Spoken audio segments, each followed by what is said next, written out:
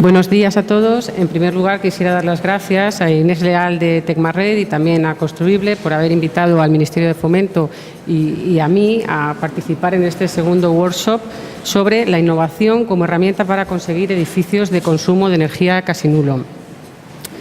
La pequeña ponencia que voy a presentar, que va a ser breve, va a tratar sobre cómo en el Ministerio de Fomento nosotros entendemos que el Código Técnico de la Edificación y, en particular, el documento básico DBHE tiene que ser una herramienta que sirva para la innovación, es decir, que no suponga barreras a la misma y que no impida el desarrollo de los edificios de consumo de energía casi nulo.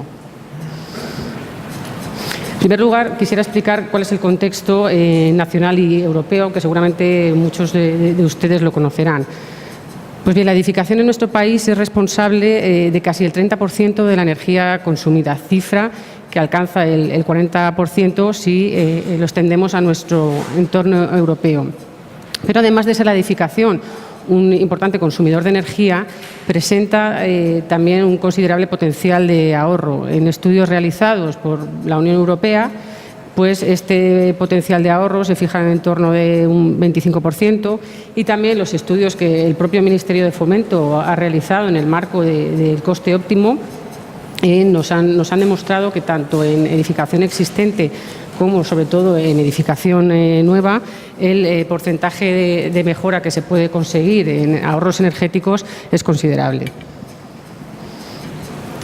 En definitiva, el sector de la edificación se muestra como un sector clave para lograr los objetivos 20-20-20 en el año 2020. Es decir, una reducción de emisiones en un 20%, un aumento en el uso de las energías renovables en un 20% y una reducción del consumo energético en un 20%.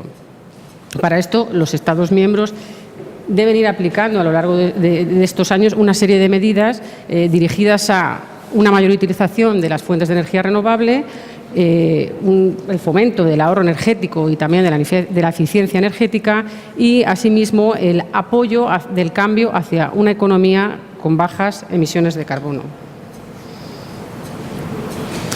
Pero además es que estos objetivos tendrían unas implicaciones positivas muy importantes en nuestro contexto nacional y europeo.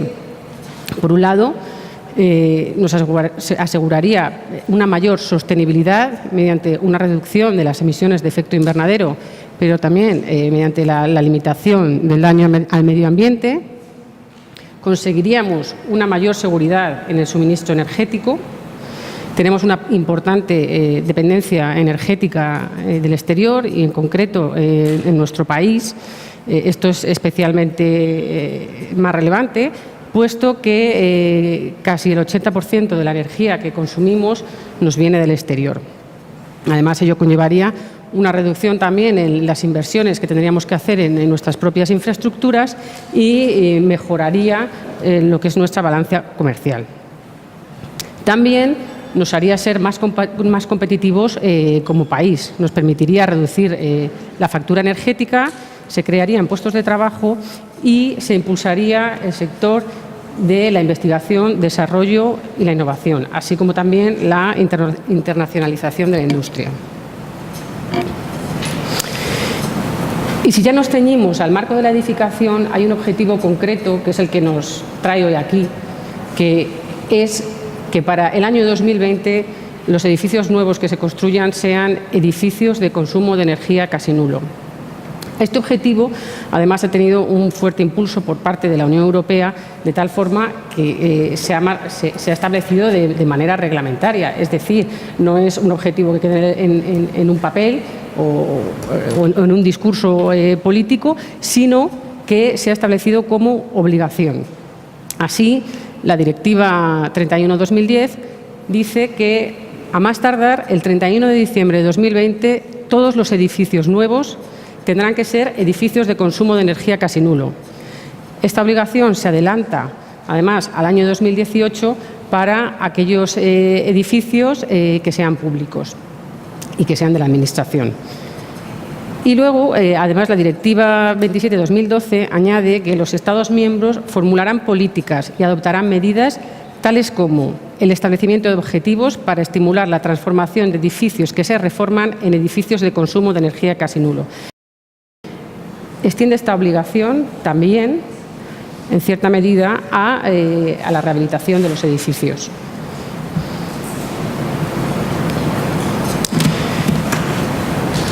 Y en esta situación y en este contexto, ¿cuál es la aproximación reglamentaria que se tiene que ir llevando a cabo en los próximos años para alcanzar finalmente ese objetivo de los edificios de consumo de energía casi nulo? Pues bien,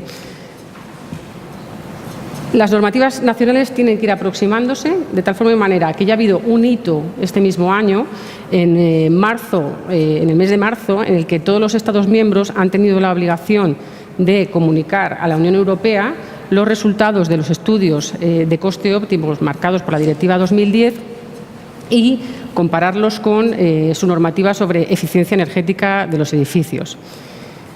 Si de esta comparación resulta que hay unas dispersiones superiores al 15% en relación a las exigencias que tenga establecidas el Estado miembro, pues ¿qué tiene que hacer el Estado miembro?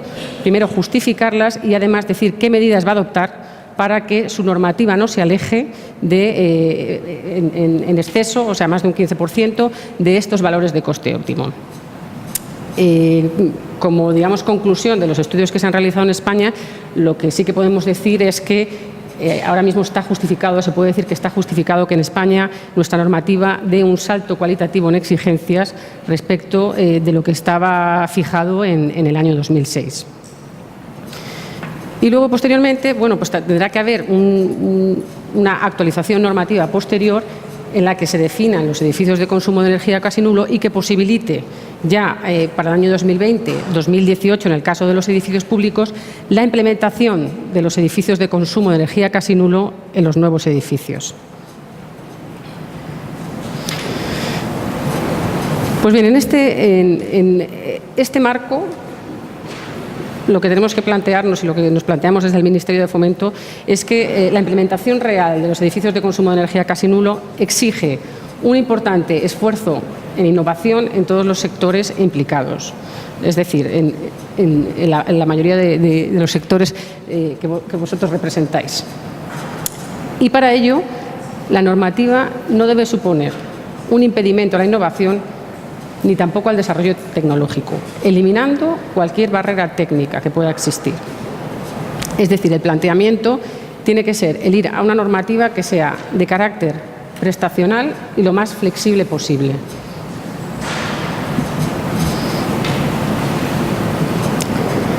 Bueno, la situación ahora mismo en España es que, como bien ha dicho Inés anteriormente, en el día de ayer se publicó en el Boletín Oficial del Estado el nuevo DBH, la actualización del DBH, documento básico de ahorro de energía, de tal forma y manera que ahora realmente en vigor, por así decirlo, coexisten dos DBH, el DBH de 2006, que todavía se puede aplicar durante el periodo de carencia que fija la orden ministerial por la que se aprueba el DBH de 2013 y luego el DBH de 2013. Pues bien, este nuevo DBH supone la primera aproximación reglamentaria que realiza nuestro país para que sea posible en un futuro poder implementar los edificios de consumo de energía casi nulo. Se introducen en esta normativa una serie de indicadores globales y estos indicadores, digamos, el gran avance que suponen es que estos, junto con otros adicionales que se puedan definir en un futuro, nos van a permitir poder definir los edificios de consumo de energía casi nulo en los próximos años. Los indicadores fundamentales, los indicadores globales que emplea el nuevo DBH son el consumo de energía primaria en su parte no renovable y la demanda energética. Y luego en un futuro pues se pueden establecer otra serie de indicadores globales, como puede ser el de emisiones de CO2 o a lo mejor llegar y fijar un porcentaje determinado de renovables, en fin, que se puede avanzar en esa línea ya iniciada con el DBH de 2013. Y luego además decir, bueno, que sí que se mantienen una serie de indicadores puntuales porque es necesario tenerlos para evitar descompensaciones térmicas.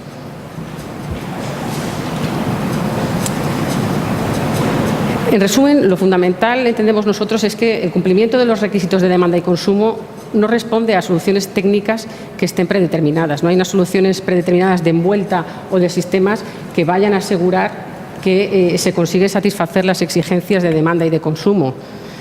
Es decir, será el propio arquitecto el que defina cuáles son esas medidas y eso le va a permitir una mucha mayor flexibilidad en el diseño del edificio.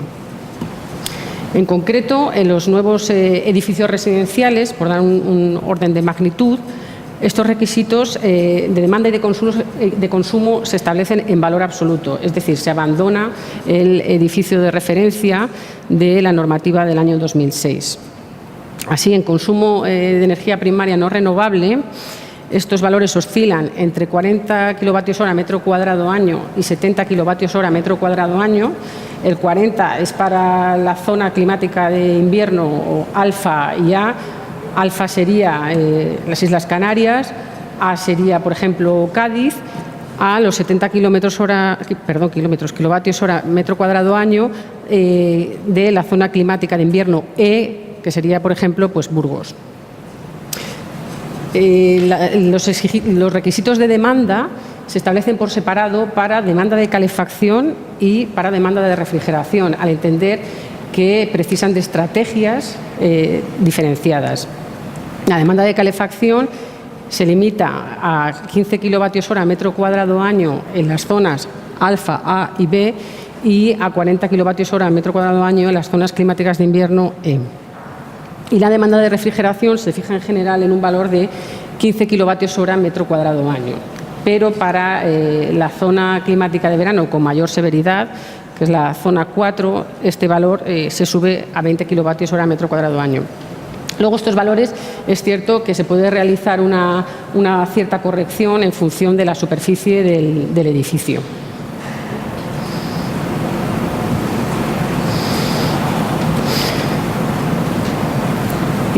Por otro lado,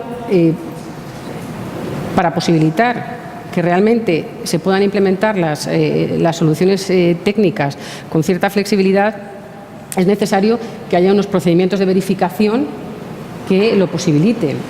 Y en este sentido, ahora mismo estamos trabajando con algunas partes que están más avanzadas y otras menos, pero bueno, estamos en ello, en que los procedimientos de verificación más conocidos como capacidades adicionales permitan pues una mejor consideración de la masa térmica, que incluyan también las fachadas ventiladas, los muros solares y los muros trombe, que consideren adecuadamente espacios tampón, una mejor definición de los puentes térmicos, que entendemos que es imprescindible para poder alcanzar los requisitos, una mejora en el tratamiento de la ventilación y también, por ejemplo, pues el tratamiento de los elementos de control solar con posibilidad de control horario. La ventaja, además, de este nuevo enfoque global es que si en el futuro surgen otras estrategias innovadoras, estas se pueden implementar en los procedimientos de verificación sin necesidad de cambiar la normativa, de cambiar el DBHE. Simplemente será cuestión de un procedimiento de verificación, de que sepamos cómo cuantificar esa mejora en la eficiencia energética del edificio y se pueda implementar en ellos. Y por último, me gustaría también decir que el nuevo DBHE incluye una flexibilidad que hasta ahora no estaba en el empleo de las fuentes de energías renovables. En las secciones 4 y 5, relativas a energía solar térmica y a fotovoltaica, las exigencias en general se mantienen, pero como novedad se permite la sustitución parcial o total de la solar térmica o de la fotovoltaica usando fuentes de energía renovable o residual.